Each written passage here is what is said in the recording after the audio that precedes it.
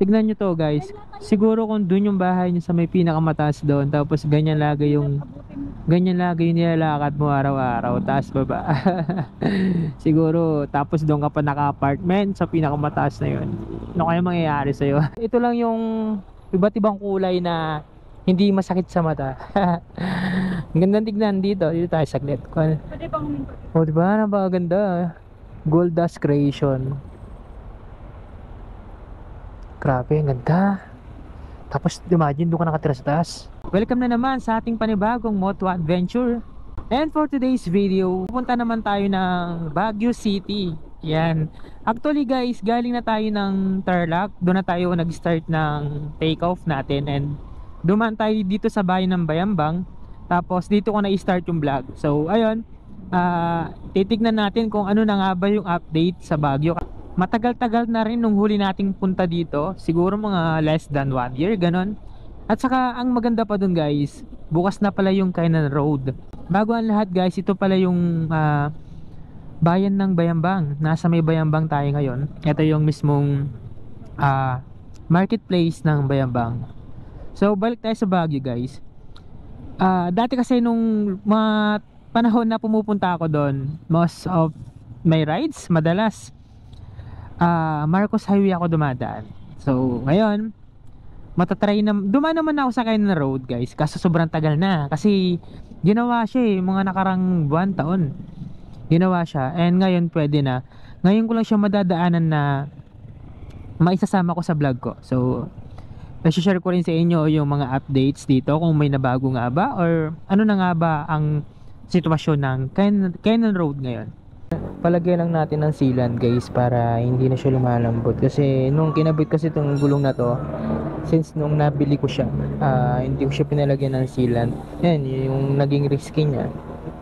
Pag nagkaroon ng maliit na butas siya, automatic sisingaw kasi wala kasi sa interior kumbaga direkta siya dun sa gulong mismong hangin. So kailangan talaga ng sealant para just in case na magkaroon siya ng maliit na butas, kaya ng shoulder ng mismong sealant yung butas na yun. Ito na yung bridge ng La Union guys. Finally, halos 2 to 3 hours din yung biyahe natin mula sa Tarlac hanggang dito.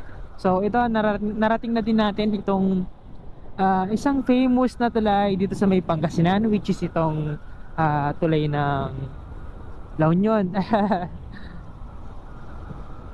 Ganda, di ba? Tapos yung baba niya, instead na tubig yun naman, mga naglalakihan ba to? And hearts beating as one for the love of La Union. Welcome to La Union. Welcome to Benguet Province. Ito pala yung ano guys, ito pala yung picture ko nung unang daan ko dito. Ayan, tapos ito yung ngayon. Stopover muna kami guys dito sa may mismong Arco na to, yung Welcome to Benguet Province. And kakain muna kami dito sa Bulaluhan, Kambingan at Lutong Bahay. Dito lang yan guys sa may tapat ng Arco na to. And check natin yung mga menu nila dito. Meron sila dito. Ba't ibang klaseng ulam? Lagay na lang ng beef stick. Meron din silang dinagdagan, giniling.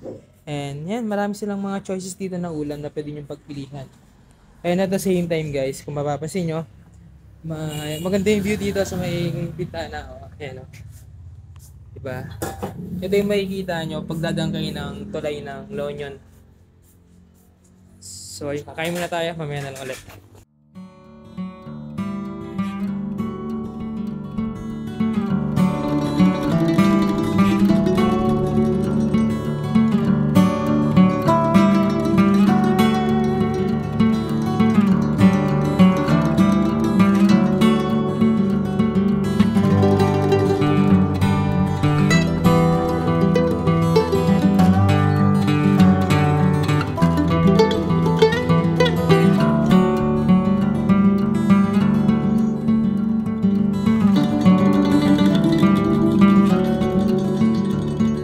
Grabe, hindi talaga nakakasawang balik-balikan na daanan itong Kainan Road. Bukod sa napakaganda nitong kalsada, hindi ka pa maboboring sa view kasi tignan nyo naman, ang lakas maka-nature. Diba? Ganda oh. Di nakakasawang balik-balikan to guys, promise. Solid. Wala akong ibang masabi kundi maganda talaga.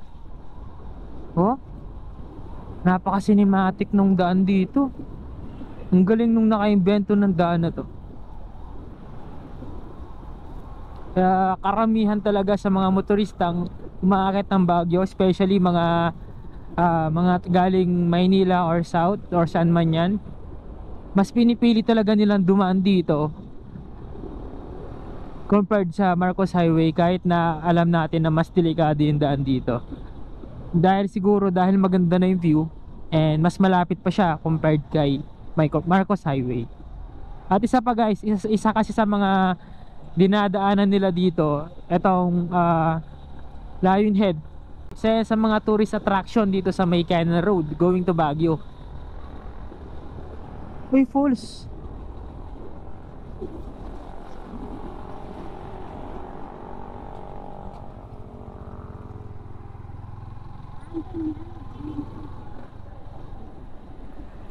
Parang may nadaanan akong falls guys oh. Ayan oh.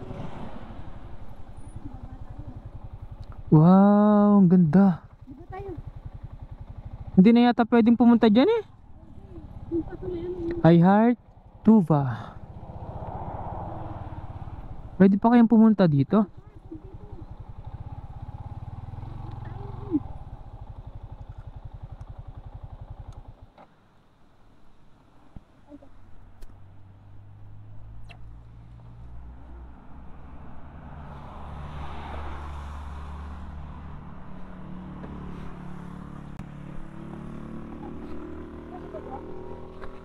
Silipin natin guys. Ano kayang tawag sa falls na to?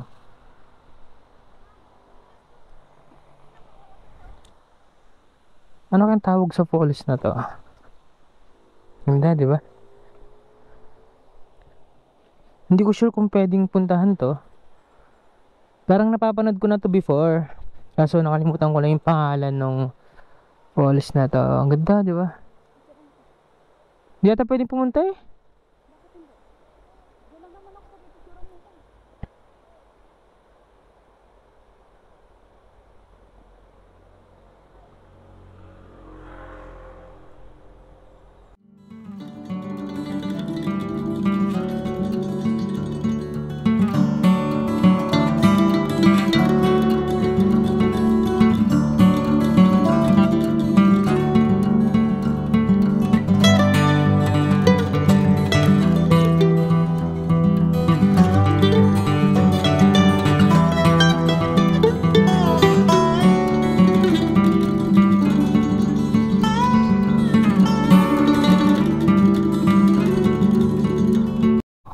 May falls ulit dun guys, so kaso napakalayo na.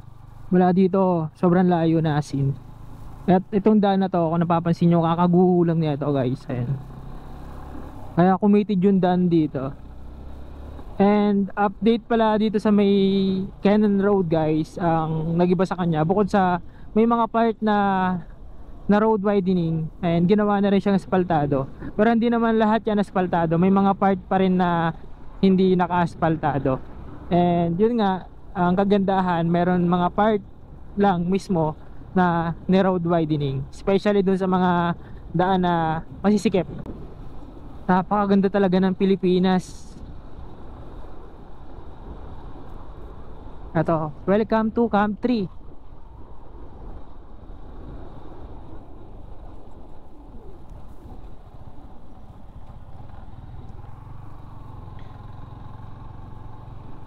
Ito yung view deck guys ng Camp 3. And welcome to Barangay Camp 3. Yan yung pinaka view deck nya.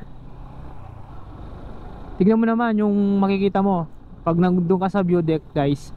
Napakaganda at overlooking view, diba? Kaya marami pa rin talaga ang mga turistang gustong dumaan dito dahil nga sa nagagandahang view na makikita nyo dito. Nakakatakot dito, baka biglang mag-landslide. Tignan nyo naman yung nasa harapan natin guys na kabundukan. Gaganda, diba? O, diba? Napaka-cinematic oh. Gagand. Ang tibay siguro nung pagkakagawa ng harang na to. Tingnan nyo naman guys. Puro bakal na yan. Siguro madalas nagla-landslide dun sa part na yon.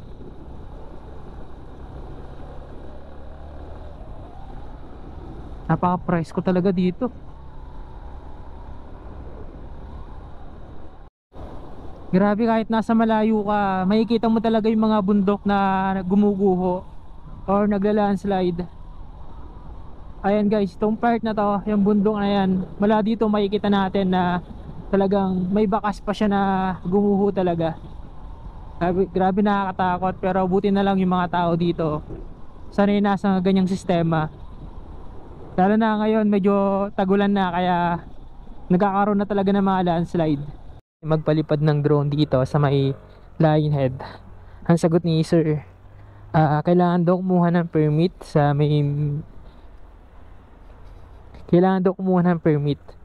Not sure, pero siguro sa munisipyo para sa approval na ang pag-drone shot dito. Ganun pa man, wala pa naman ako nakikitang nag-drone shot dito. Madalas, mga video lang na, mga natural na video na hindi drone shot yung gamit. Which is kaya naman natin gawin yun. Ito na. Parang ginawa nilang park tong dati kasi daanan talaga to. Kalsado talaga to ng mga sasakyan. Pero ginawa nilang parang mini park para yung mga dumadaan dito or yung mga pumupuntang turista dito, nagkakaroon sila ng space. Hindi lang para magpa-picture, pero hindi lang para magpa-picture, para na rin siguro, diba, makapaglakad-lakad sila dito. Ayan o. Ang galing no? Napaka malikain talaga ng mga Pilipino or kung sino man yung gumawa dito. Dahil isipin nyo, dahil lang dito sa rock formation na to, nagawa nila ng solusyon upang gawin tong Lionhead. Hindi ko lang alam bakit kaya walang tricycle dito. Hindi ba talaga pwede or hindi lang kaya ng mga tricycle dito makipagsabayan? Kasi ilang ulit na akong balik dito, wala man ako nakitang naka-tricycle na dumadaan dito. Madalas motor, tapos ayan, bus, taxi, jeep. Yan, madalas yan lang yung mga nakikita ko na dumadaan sa Baguio. Never pa ako nakakitang may pumasok na tricycle dito. Kanina may pumasok sa Cannon Road, pero baka hanggang dun lang yun sa kalagitnaan siguro. Bilib din ako sa mga motorista dito sa Baguio guys. Napaka responsable nila sa daan, lalo na sa pagbamaneho. Dito, ang ganda oh. Hanggang ngayon ini-imagine ko pa rin guys kung paano talaga nila naitayo yung mga bahay doon sa taas. So, o diba? Namamangha lang ako kasi syempre hindi naman tayo laking Baguio. At saka hindi naman natin nakita kung paano nila tinayo o ginawa yung mga bahay dyan sa mga matataas na part ng bundok na yan. Okay, malapit na tayo sa La Trinidad, Benguet. Eto na guys, yung iba't ibang kulay ng bahay. Ganda, di ba? Sarap sa mata. At ito lang yung iba't ibang kulay na hindi masakit sa mata.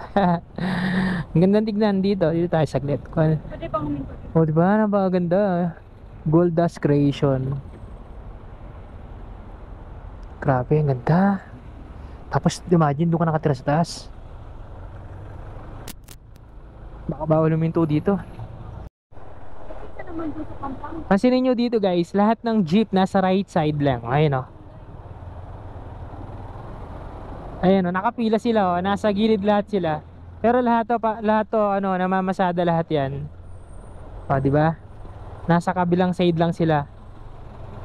Kasi just in case na may sumakay, hindi na nila kailangan pang kumuha ng daan, diba? Ayan o. Yan, galing. Galing. Nasa isang lane lang sila.